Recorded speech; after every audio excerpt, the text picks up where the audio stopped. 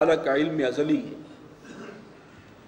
وَهُوَ الَّذِي يَتَوَفَّاكُمْ بِاللَّيْلِ، اور وہی ہے جو تمہیں وفات دیتا ہے رات کے وقت۔ یہ میں نے جان بوجھ کے ترجمہ کیا، وفاکم، وفات دیتا ہے۔ اگر اس کا ترجمہ موت کریں گے تو بہرحال یہ لفظ جو ہے وہی مجازن استعمال ہو رہا ہے، موت تو نہیں ہے۔ رات کو تو نیند آتی ہے، نیند کے لیے بھی لفظ وفات آ گیا، اس میں بھی اللہ تعالیٰ نے کوئی چیز سلب کر لی ہے، قبض کر لی ہے۔ ہمارا شعور اس وقت نہیں ہوتا، ایک اعتبار سے بے ہوشی کی کیفیت ہی ہوتی ہے قریب قریب، تو وہ چیز جو سلب کی ہے تو وہ اس نے قبضے میں لی ہے، تو وہ رات کے وقت تمہیں وفات دیتا ہے، تم سے قبض کر لیتا ہے تمہیں۔ وَيَعْلَمُ مَا جَرَحْتُمْ بِالنَّهَارِ، اور وہ جانتا ہے جو کچھ کارگزاریاں تم کرتے ہو دن کے اوقات میں۔ ثُمَّ يَبْعَثُكُمْ فِيهِ، اور پھر وہ تمہیں اٹھا دیتا ہے دن میں، یعنی صبح کو پھر زندہ کرتا ہے، پھر اٹھاتا ہے۔ ایک طرح کی زندگی ہے، موت جو ہے، نیند جو ہے وہ موت سے مشابہ ہے، اور صبح کا اٹھنا ایسے ہے جیسے کوئی شخص مردہ تھا اس کو زندہ کر دیا۔ اسی کی مناسبت سے جو صبح کو اٹھنے کی دعا ہے حضور صلی اللہ علیہ وسلم سے جو معصور ہے، مسنون ہے، الحمدللہ الذی احیانی بعد ما اماتنی والیہ النشور، سب شکر تعریفیں اس اللہ کے لیے ہیں جس نے مجھے زندہ کر دیا مجھ پر موت طاری کرنے کے بعد۔ تو یہ گویا روزانہ انسان مرتا ہے، اٹھتا ہے، مرتا ہے، اٹھتا ہے، اور پھر ایک وقت آئے گا جس کا ذکر آگے آ رہا ہے کہ پھر وہ موت ہوگی کہ جب کہ دوبارہ آنکھ میدان حشر میں کھلے گی۔ ثم یبعثکم فیہ، پھر وہ تمہیں اٹھا دیتا ہے اس میں دن کے وقت، لیقضی اجل مسمی، تاکہ پوری کی جائے مدت کے جو اللہ نے طے کر دی ہے، معین کر دی ہے۔ یہ جاگنا، اٹھنا، سونا، جاگنا یہ چلتا رہے گا تمہاری اس اجل تک، وہ جو موت کا وقت معین ہے، جب یہاں سے اس دنیا سے ہمیشہ کے لیے آنکھ بند ہو جائے گی۔ ثم الیہ مرجعکم، اور پھر وہ تمہیں لوٹنا ہے اسی کی جانب۔ ثم ینبئکم بما کنتم تعملون، اور پھر وہ خبر کر دے گا، جتلا دے گا جو کچھ عمل تم کرتے رہے سب تمہارے سامنے آ جائے گا۔ وَهُوَ الْقَاهِرُ فَوْقَ عِبَادِهِ، اور وہ حاوی ہے، غالب ہے اپنے بندوں پر، یعنی بندے کو اختیار تو اس نے صرف ایک دیا ہے، اما شاکرا و اما کفورا، یا تو شکر گزار بن جاؤ یا ناشکری کرو، ایمان لاؤ یا کفر کرو، یہ اختیار ہے، چوائس ہے، اسی کی بنیاد پر جزا و سزا ہے، جنت دوزخ سب اس کی بنیاد پر ہے۔ باقی تو، اور یہ اختیار بھی اللہ نے خود دیا ہوا ہے، جب چاہے سلب کر لے۔ باقی تو ہر اعتبار سے اسی کی حکومت، اسی کا سکہ رواں ہے، خود انسانوں کے اوپر بھی اسی کا نظام ہے جو چل رہا ہے۔ یہ صحت کا معاملہ، یہ بڑھاپے کا معاملہ، آپ کتنا ہی چاہیں بڑھاپے کو روک لیں، اس وقت سائنسدان سارا زور لگا رہے ہیں کسی طرح اس پر قابو پا لیں، ممکن نہیں ہے۔ موت کو کس طرح ٹال دیں؟ تو وہ حاوی ہے، وہ قاہر ہے، اسی کا اقتدار ہے اپنے بندوں پر۔ ایک چھوٹے سے گوشے میں اس نے اختیار دیا ہے، اور وہ انسان جو ہے وہ اسی سے اس کا ظرف جو ہے وہ چھلک گیا۔ تو فرمایا وَيُرْسِلُ عَلَيْكُمْ حَفَظًا، اور وہ تمہارے اوپر بھیجتا ہے نگران، نگہبان، یعنی فرشتے ہیں جو انسان کی حفاظت پر مامور ہیں۔ اس لیے کہ انسان جس وقت بھی زندگی گزار رہا ہے ہر وقت وہ اس کیفیت میں ہے، کہیں سے موت حملہ آور ہو سکتی ہے۔ سڑک پر جب آپ نکلتے ہیں، یہاں پر جو ٹریفک کا ہمارے ہاں حساب ہے، بس واپس پہنچتے ہیں تو بس جان ہتھیلی پر ہوتی ہے جتنی دیر آپ سڑک پر ہیں، کسی بھی لمحے کچھ بھی ہو سکتا ہے۔ تو کون بچا رہا ہے؟ اسی طریقے سے وائرس ہے، ہر طرح کے ہوا میں ہیں، اس میں بعض مہلک بھی ہیں، ان سے کون بچاتا ہے؟ جس پر اللہ کا فیصلہ اس پر وہ اثر انداز ہو جائے گا، ورنہ انسان بچ رہا ہے۔ موت کے آنے تک فرشتے انسان کی موت کو اس سے دفع کرتے رہتے ہیں، اس کی حفاظت کرتے ہیں۔ تو وَيُرْسِلُ عَلَيْكُمْ حَفَظًا، وہ مقرر کر دیتا ہے تم پر نگران، حَتَّى إِذَا جَاءَ أَحَدَكُمُ الْمَوْتُ، یہاں تک کہ جب کسی کی موت کا وقت آ جاتا ہے جو اللہ نے طے کر رکھا ہے، تَوَفَّتْهُ رُسُلُنَا، تو ہمارے جو مقرر کردہ فرشتے ہیں وہ اس کو، اب یہاں پر بھی وہی لفظ ہے، پھر قبض کر لیتے ہیں، اور یہ موت کے لیے آیا یہاں۔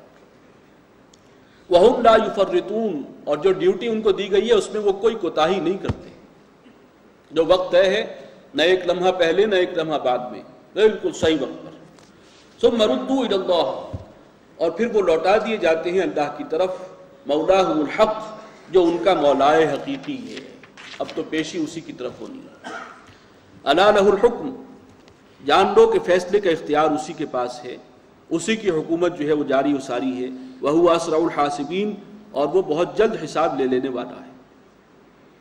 قل من ینجیکم من ظلمات البر والبحر، اے نبی ان سے پوچھئے کہ کون تمہیں بچا لاتا ہے بر و بحر کے اندھیروں سے، یعنی جب وہاں تم کسی مشکل میں ہوتے ہو تو کون بچاتا ہے؟ تدعونہ تضرعا وخفیہ، جبکہ تم پکارتے ہو اسے گڑ گڑا کر بھی اور چپکے چپکے بھی، اس وقت دعائیں اللہ سے ہو رہی ہوتی ہیں۔ لئن انجانا من ہذہ لنکونن من الشاکرین، اگر ہم کو بچا لیا اللہ نے اس مصیبت سے تو لازماً ہم اس کے شکر گزار بندے بن جائیں گے، پھر تو پکے اس کے وفادار۔ قل اللہ ینجیکم منہا، کہہ دیجئے کہ وہ اللہ تعالیٰ ہی ہے جو تمہیں بچاتا ہے اس مصیبت سے۔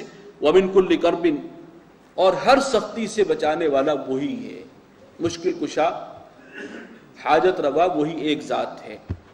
ثم انتم تشرکون، اور پھر تم اس کے ساتھ شرک کرتے ہو، شریک ٹھہراتے ہو دوسروں کو، پھر کہتے ہو کہ فلاں کی نظر کرم سے میں بچ گیا، فلاں کا جو ہے مجھ پر خاص نظر ہوئی، لیکن جس وقت اس مشکل میں ہوتے ہو دعا کرتے ہو صرف اللہ سے۔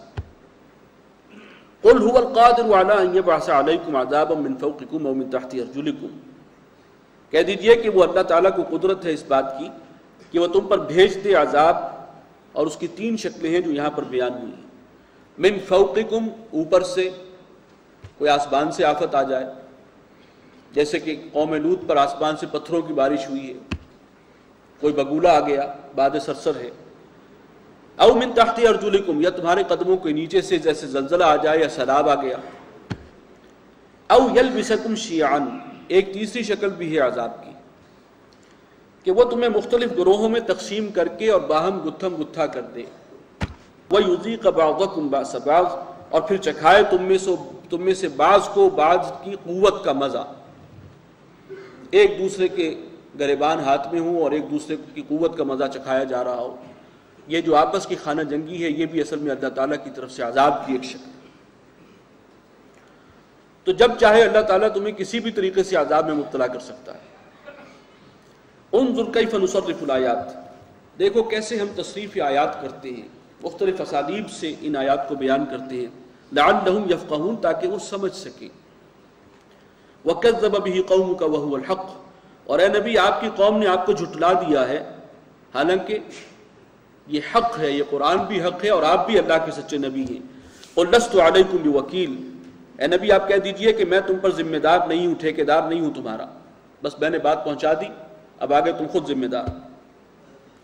لکل نبأ مستقر، ہر چیز کے لیے، ہر اہم کام کے لیے ایک وقت طے ہے۔ اب جھٹلا تم چکے ہو، اگر اللہ کی طرف سے عذاب آنا ہے تو اس کا بھی ایک وقت مقرر ہے، وہ اپنے وقت پر آئے گا۔